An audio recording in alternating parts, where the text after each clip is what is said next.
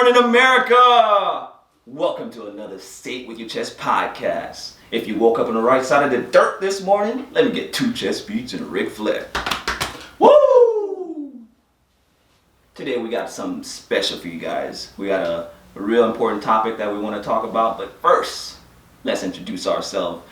This is your boy Chest Out Rudy, aka Haitian Sensation, aka Haitian Fresh, aka G.I. Joe. You just call me Chest Out Rudy. It's your boy Chest Out Corey, aka Commercial Corey, Mr. Walking Billboard. Chest Out. And we got a special guest as well. To my right, my boy Jordan. Yes, sir. How y'all Introduce doing? yourself, man. How y'all doing? I go by Jordan. You can find me on YouTube at HNBL TV, where we talk to healthy people and have healthy conversations. You can also find me at hnblfitness.blog. Go check it out. Yo, so what you wearing, man? What you got? Oh, this is that new Humble Fitness gear right here. It's that mindful. Just Mindful. yeah, man. Gotta stay mindful out here. And you know I got that lightweight. My boy Chest Out Corey got that chest out. I got that black and pink. Guess what month it is? Guess what month it is? Cancer Aware Month. Gotta stay aware, man. If you didn't know, now you know. Yes, sir. So, what's on the docket today, man? On this segment, on what's happening, it doesn't have an age, doesn't have a gender, or ethnicity. It doesn't even discriminate. A lot of people fall short to cancer. Yeah. Millions of people every year die from cancer. Thousands by the day. Deborah Denise Williams was born September 24th, 1954. She was born in a small town called Midway, right outside of Sanford. Raised by a single mom. She grew up as a tomboy, met my dad at 14 years of age. He was 16. They moved to New York to Job Corps. My mom got wind that my grandmother was diagnosed with cancer. My mom moved back to Florida from New York, which my dad was boxing for Job Corps. He was doing a pretty good job. Wound up having my brother. And they moved back, and my grandmother wound up passing. So remember this, my grandmother passed at the age of 40-something, and my mom was only 20. Wow. Very young.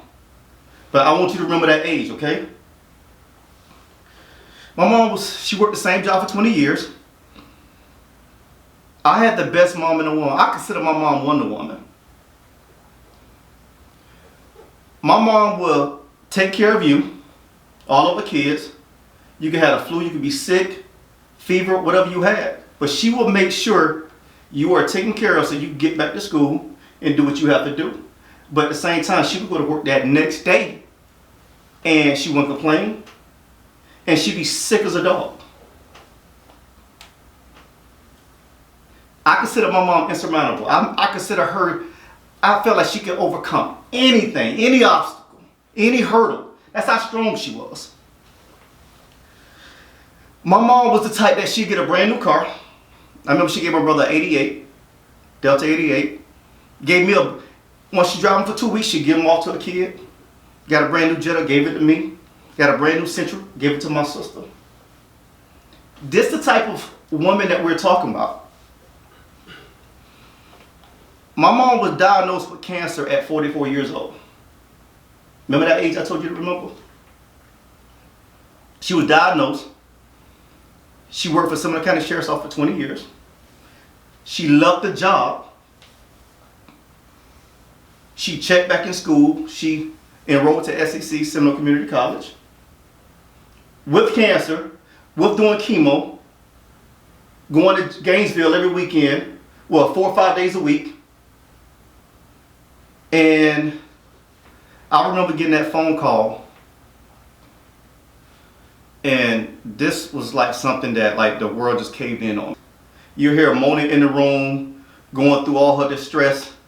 and everything else, but she was a very strong woman. My brother would talk to my mom 3, 4 o'clock in the morning about different scenarios. If she passes away and things happen, how would he carry on? Now she was having conversations with my dad. My mom and dad was together, married for 29 years and together for 33 years. And she was only 46. Oh. Numbers don't lie. So my brother called me up. I was at the gym. You know, Platinum Gym? I was doing some curls. I remember this with my cousin Leonard. And I got a phone call, and my brother said, man, get to the house, mama can't breathe. I said, she can't breathe. He said, get to the house, she can't breathe. I'm like, bro, like, okay. What I did, I got my mom, and me and my mom argued all the way to Sanford. She like, take me to the daycare, drop me off, because my aunt worked at the daycare. My aunt had a great festival. So I'm like, mom, I'm taking you to the hospital, we're going to the hospital, we're going to the hospital. So I wind up, I took my mom to the daycare. My aunt Cynthia Blanton, which I love to death, she's the one that named me Corey Dwayne Williams. And I remember my mom getting in the car, and that's the last full conversation that we had until we got to the hospital. So when I got that phone call, and I was in college at the time, I got a phone call saying get to the hospital.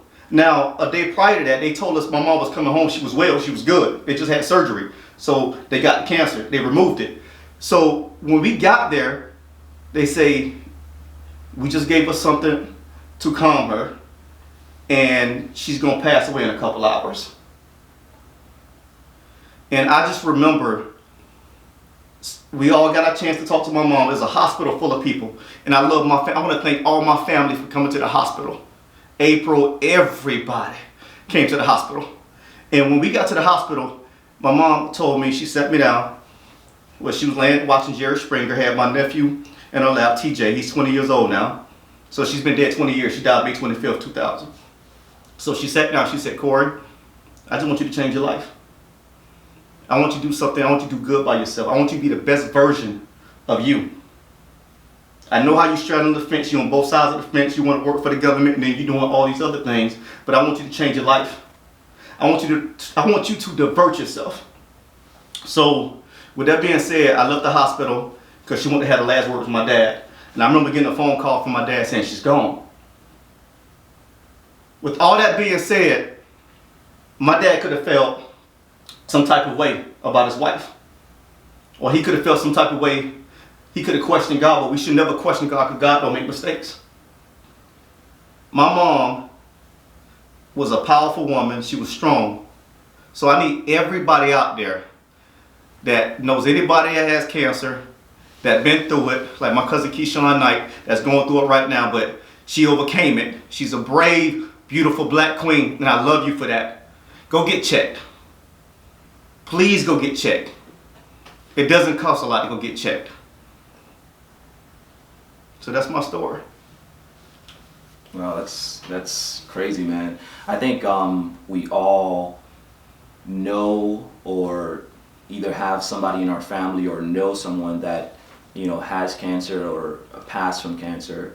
Actually, my mom's younger sister actually passed away from cancer as well. I mean, when I grew up, I didn't grow up in Haiti. I lived there for about four years, and then I moved to the United States. But when I was in Haiti, that's basically who was taking care of us, was my mom's younger sister.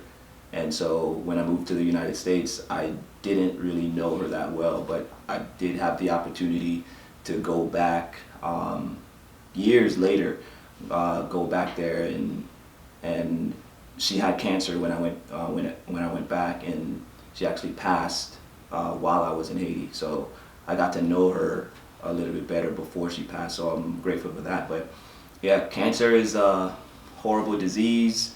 It's killing a lot of our women. It's very prevalent in the African American Black community as well, and we have to be able to check ourselves and, you know, get checked and make sure that this thing doesn't destroy us. It's a pretty bad disease. And you know the scary thing about that, Rudy, it hits home. When it hits home, it hits different. I mean, we go through our whole life not thinking, and it's not to say that we don't care about the situation, about this bad, horrible disease, but when it hits home and it hits somebody like your mom, sister, your brother, your cousin, it's effective. in a negative way.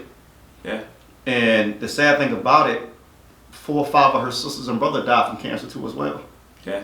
It doesn't just get just one person in the family. Sometimes it ravages through a few of the people in the family. So it's something that we do have to take serious, and our women need to go and get checked. But thank God we had a strong family. We had a very powerful family. We stuck together through all situations, and we just prayed over it, and God got us through it. Yeah. So thank y'all. What else do you have for us, Corey?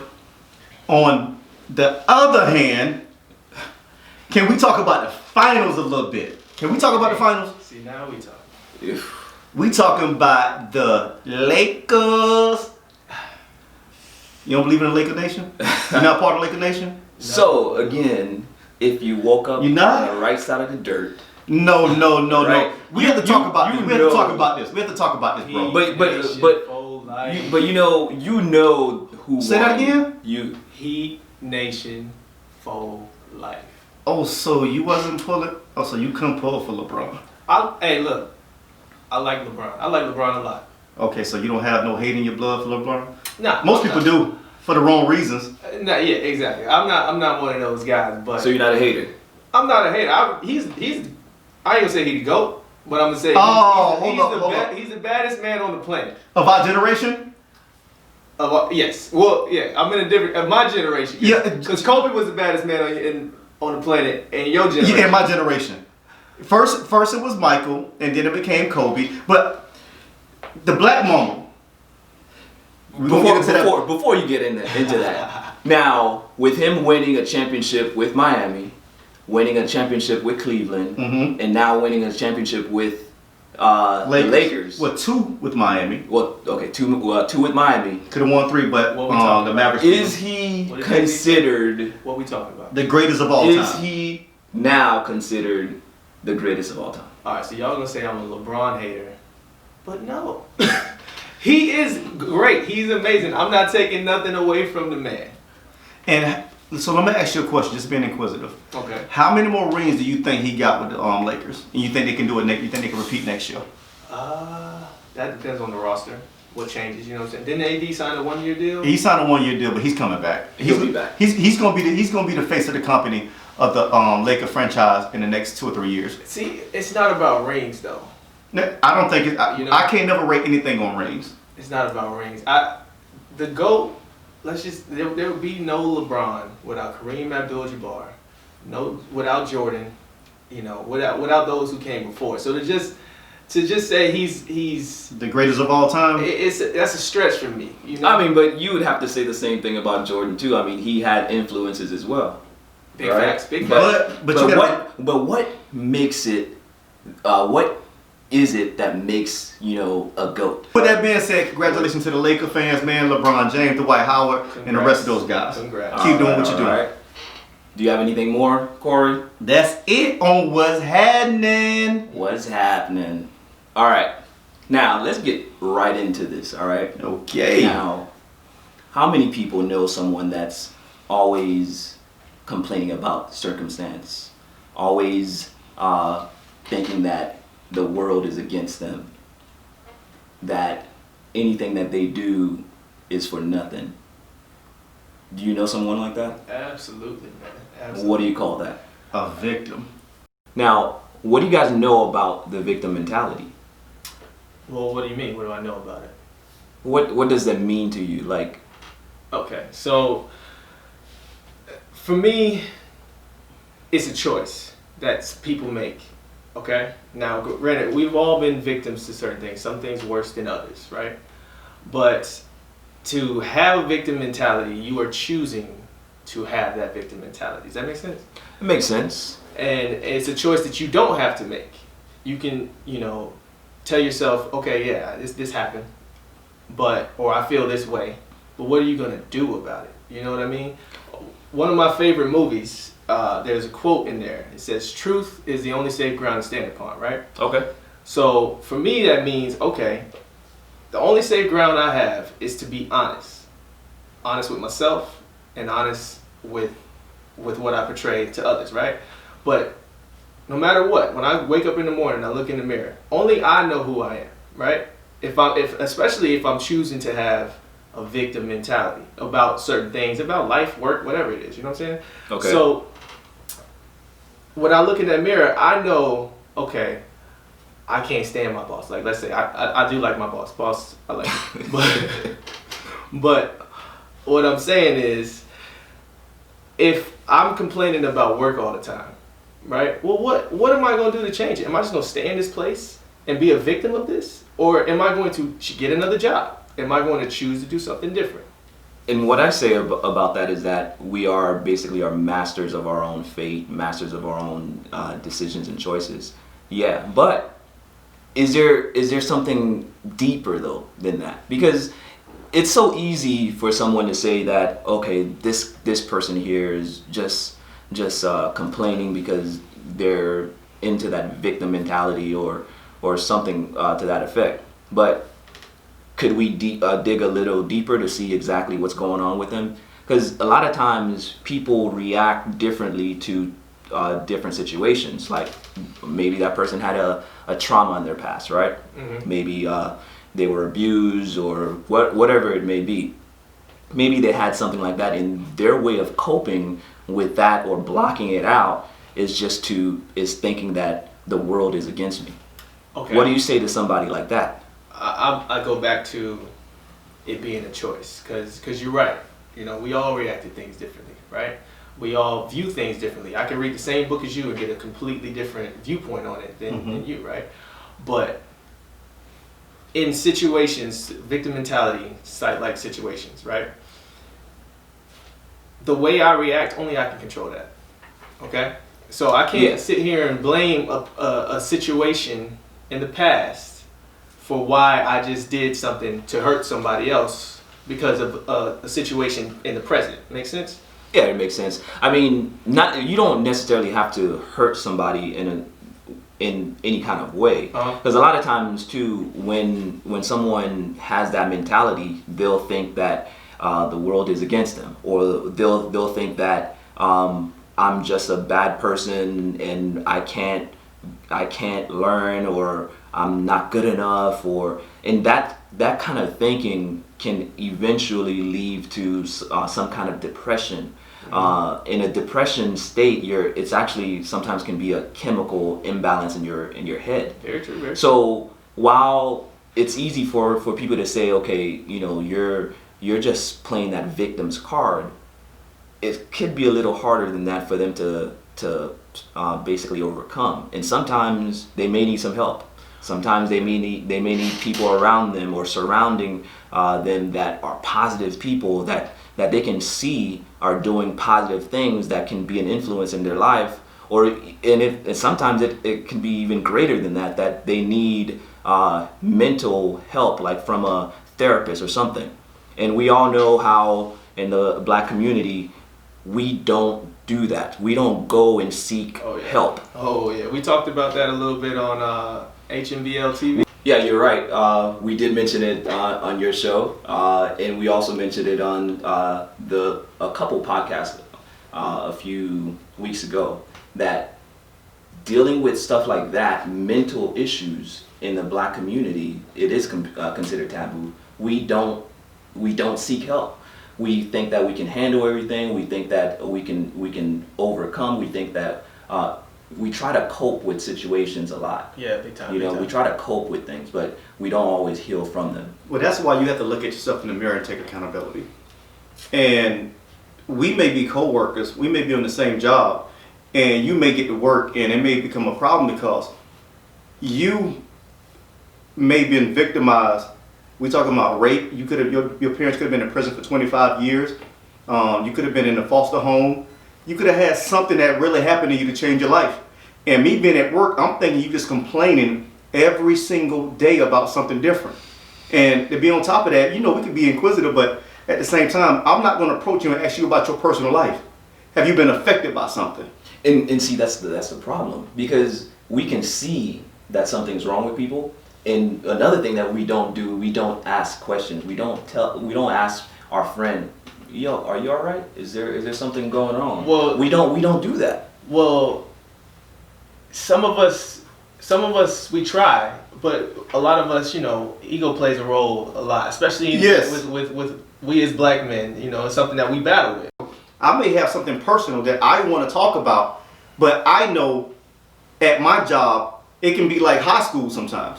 Because every friend has a friend, every best friend has a best friend. So when I tell you something, you go tell that next person, and I may have been victimized in like a real personal situation that I didn't want anybody to know, but I told you because I entrusted in you. And that's the thing. We have to have people that we actually can trust. Like You can say that, bro, but on the job, you don't go to the job to make friends, but sometimes it happens. And the thing about it is, it doesn't necessarily have to be on the job. I'm talking about in general. You have friends, you have family that you can confide in, or people that know you enough where they can be like, something's off right now. What's going on? Well, even still, right? So let's say you do have the conversation, right? And somebody tells you, hey, you've given this to me, right? You've given me this information. With this information, the way I process it is that you need to go to somebody who has more training with this, right? So like a therapist, right? Yes. To talk about these things. It's still at that point your choice to say, okay, if I truly want to fix this, or if I truly want to get out of this victim mentality, I need to make the decision to go to talk to somebody else about it, or I need to change the way I view it, right? Because the victim mentality is a viewpoint. I'm viewing this as I am a victim to this, and this is why I react to everything the way I do, right? So, but if you say, okay, well, I'm going to look at this differently. I was a victim. This thing did happen to me, but today is a new day, and I am able to not be a victim anymore. I can choose to use that as my power now. Does that make sense?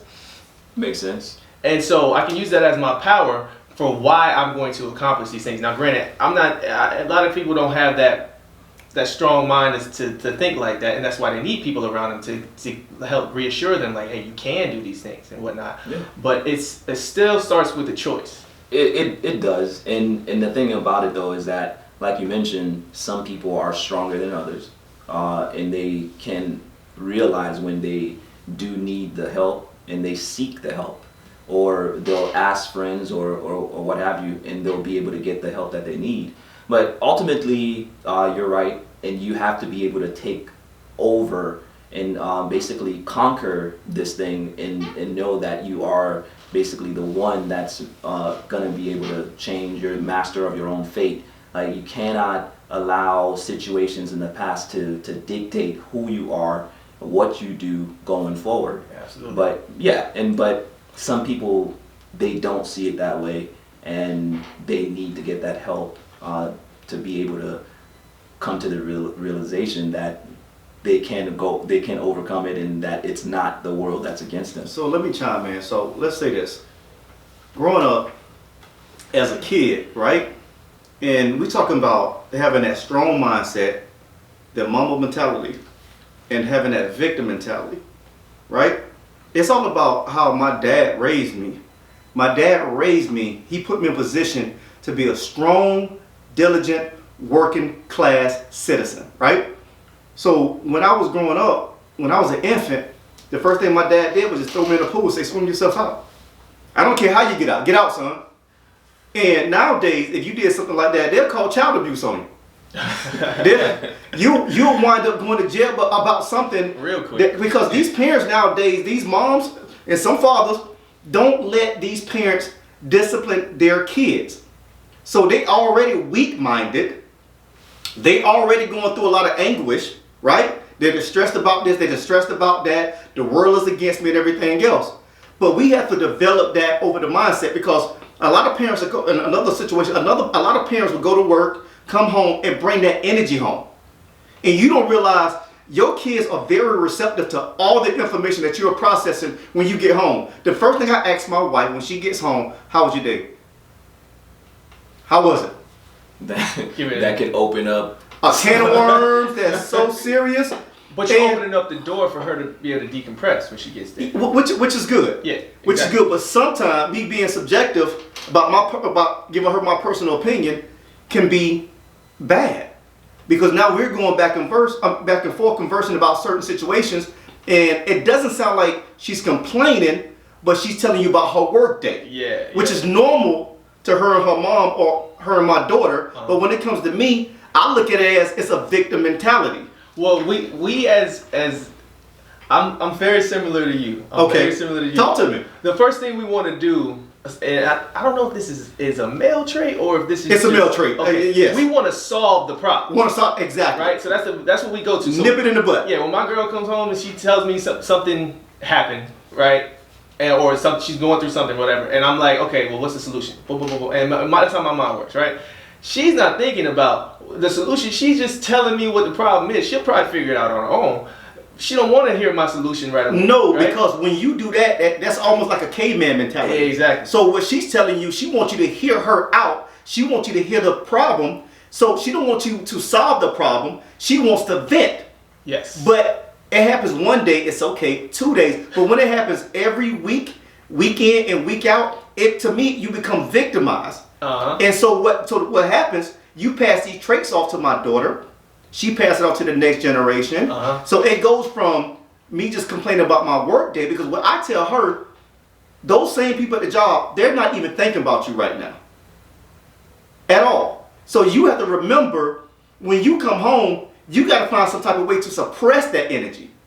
I don't care if you go work out, jump in the pool, some type of exercise. You mean release it? Well, what did I say? Suppress. I said suppress. Yeah, you don't want to suppress it. Well, you don't want to suppress it, but at the end of the day, I mean, when you suppress something, don't say you're getting rid of it for the moment. You're bottling it in. You don't wanna like bottle it. Because the job is not going anywhere. No, those problems are not going anywhere. I think the best word to use here, because it is not suppress, but it is to compartmentalize. Okay, I like that. I like that. So, and I got a homeboy. He had a great analogy for this one time. We were just talking about relationships and everything like that, right? And how men and women we view things differently. And I know we're talking about the victim mentality, and that could be men or women. Yes. But men, we have a better way of being able to compartmentalize things, right? So like, I'm upset about this particular thing, right? And I'm only upset about this. And I'm a waffle, right? Okay. So with a waffle, the syrup goes into the little compartments, nooks and crannies. Yes. Right? And a lot of women, their viewpoint, and women gonna hate me after this. You can be like, don't have me back on the show. But leave your comments, like, subscribe. They're more pancake-ish, right? And the syrup. Wow, so you're calling the women Pancakes? Is that what we're doing? Waffles? Is that what we're doing right now? Is that your analogy, bro? See. No, but go ahead. But yeah, so the point I'm trying to make is like the syrup, it spreads on the pancake. So now it's like everything Just rolls off. Exactly. Everything is a problem. This is a problem. Right? You're making me a part of this problem right now. I'm about to be a part of it too. Don't worry. Okay. But I say that to say, either way, waffle, pancake, right?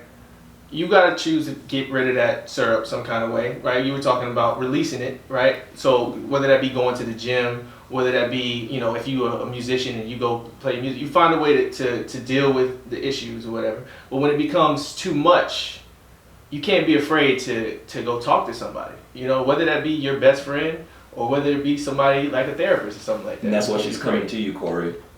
You're her best friend and she's releasing it. I am my wife's best friend. But you know what?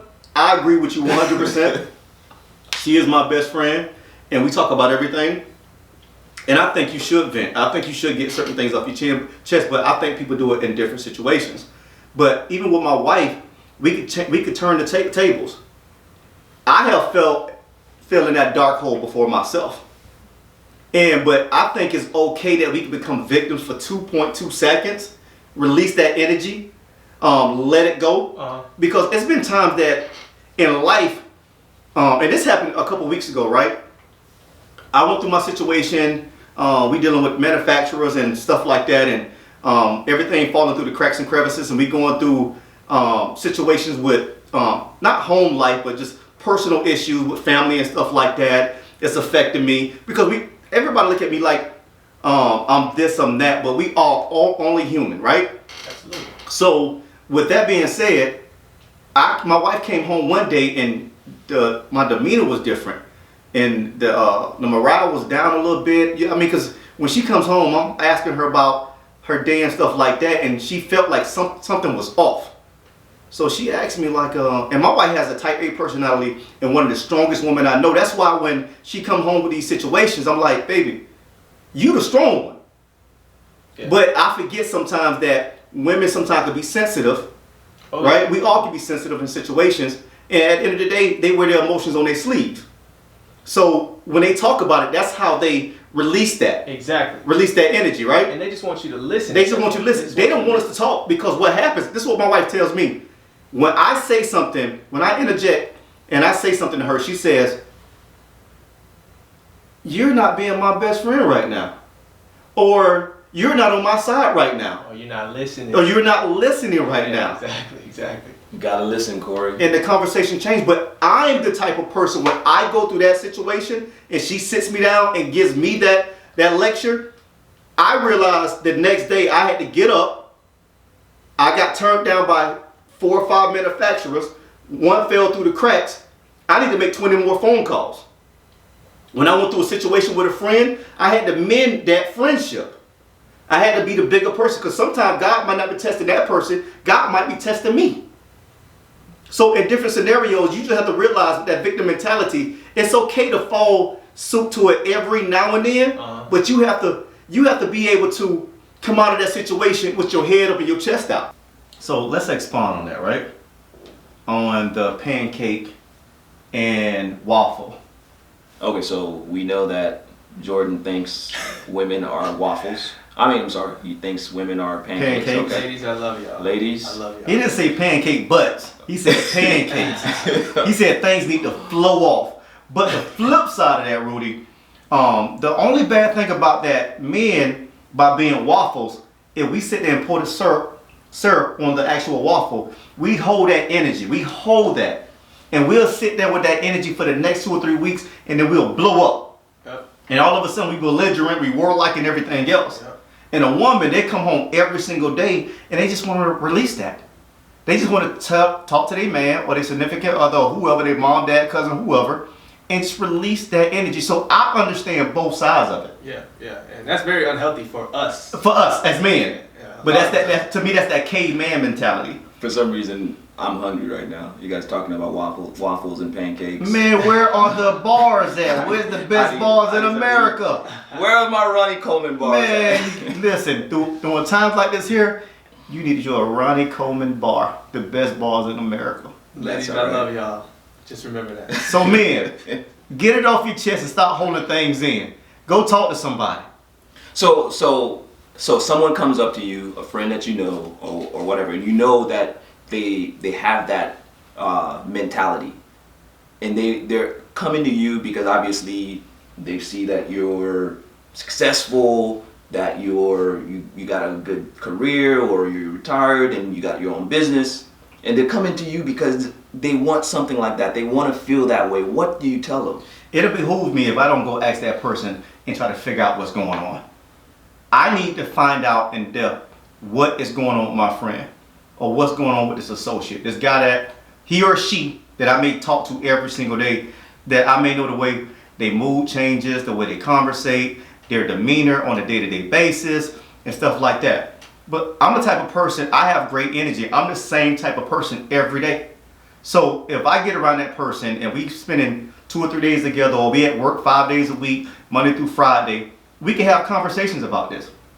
But one thing you don't want to do is tell them that they're, taking on the victim mentality. No, you don't want to use victim with victim mentality. You don't want to tell a person that they have victim mentality, but you need to have them understand what they're going through and ask them the why. Like, why are you having these issues? I like what you just said right there. You need to have them understand what it is they're going through. Get them to get an outside view of whatever the problem is. Because to answer your question, what you were saying about if they're coming to you saying, oh, you're successful and everything, and they want that, but they're coming to you asking you for help with it, right? My first response to that would be just get started, right?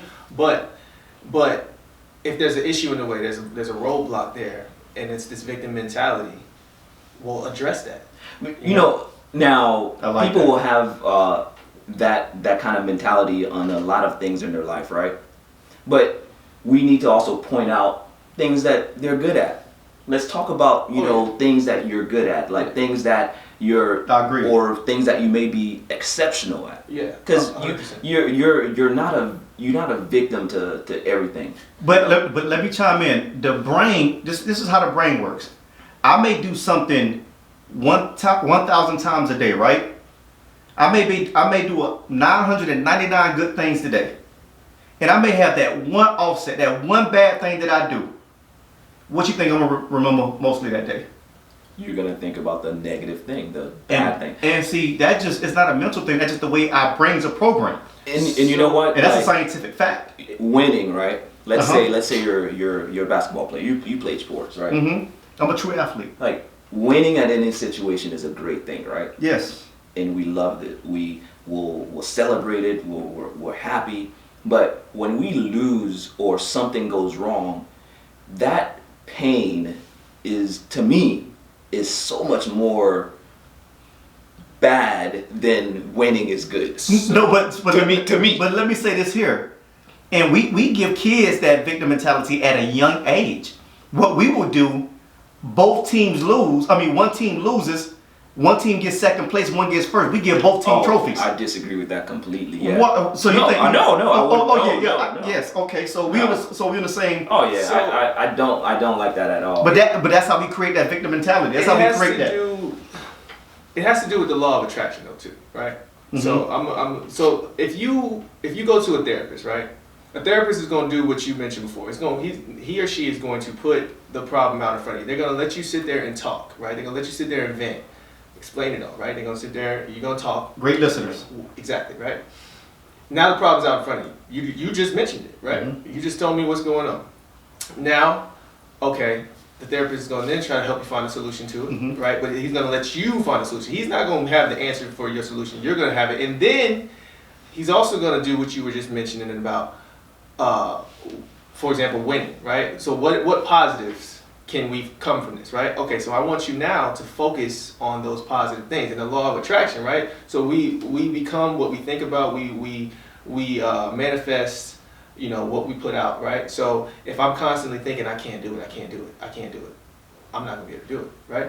But if I put in my mind, I'm gonna do this, I can do this, positive Facts. things, I'm gonna receive that. It might not be every time, and it might not be the exact way I want it, but in one way or another, it's gonna manifest itself. Mhm. Make sense? You have to program yourself. Yeah. Yeah, if you feel like you don't have the power to control your circumstances, it's good for someone to ask you, okay, if you had that power, what would you do? So, and then you can brainstorm, things of what you could do to actually solve the situation. So you're actually working together to come with a solution, and you're helping that person on basically getting a solution for that problem. Yep. So they're working to get their own solution. Okay, so let me give you a scenario, right? We grew up in a very impoverished area, right? Very poor community. Beautiful community, but poor. We grew up with the rats, the roaches, spiders. You had to check your cereal before you ate your cereal. And cold winters, you had to have 4 blankets on and stuff like that, right? So we had to succumb to those situations, my parents. And my parents was very nomadic, so we got to a point in life that my parents just started moving all over the place. Once we left Midway, we moved all over the place in Sanford. All right. And then we got to a point we moved to 1433 Drysdale in Deltona. My parents was the type, they'd rob Peter to pay Paul. My parents was the type, they'd get paid on Friday and they'd go to the neighborhood and borrow $50 just to make sure their family was taken care of. My parents never had that victim mentality. My parents were the type that if they felt the situation, they'd ask for it. My parents felt some type of way because at the end of the day, you got to remember something. You got to walk by faith and not by sight, right? And when you're going through certain situations in life, you have to look to God and give God all praise and say, you will get me through this. Every obstacle, every hurdle, every dark spot in life, God would get me through it. So with that being said, my parents could have easily fell victim to the situation and just let everything just fall apart. With my parents being strong, my mom being strong, with my dad being strong as they are, we already grew up with the Mamba mentality. So we already knew at the end of the day, there would be no shortcomings for us. We had to be diligent, we had to work, we had to show our kids, we had to push them forward, push the envelope, move mountains. So, like I said before, you got to make sure that I pass this information off to my daughter pass it off to her grandkids and to the next generation. And we keep this thing going.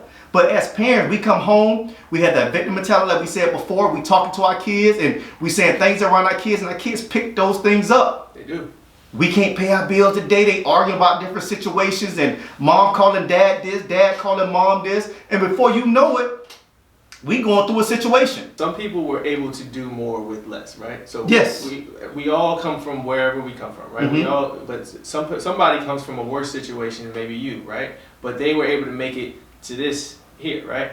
That somebody might come from a worse situation than them, but they were able to make it here, right? Now this all stems on how you view what you view as success, right? Because we all have a different view of that, right? Mm-hmm. But how those people got to where they got to in the area of success that they deemed successful, then they got there by doing something different than what, because we could all fall subject to that victim mentality and stay the same, Mm-hmm. right? Because that's what it's going to do. It's going to keep you in the same spot. You could be a victim your whole life and you can stay in the same spot your whole life. Ain't nobody's going to come to save you, Mm-hmm. But if you want something different, then you gotta do different. You gotta. And see, I live What's every the day. what's the definition of insanity?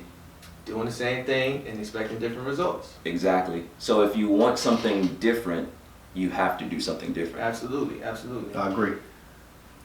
So we're coming to a close here. Do you have anything that you want to actually say to the people that's listening to us? I just want to say once again, take my L's, turn all my L's into W's.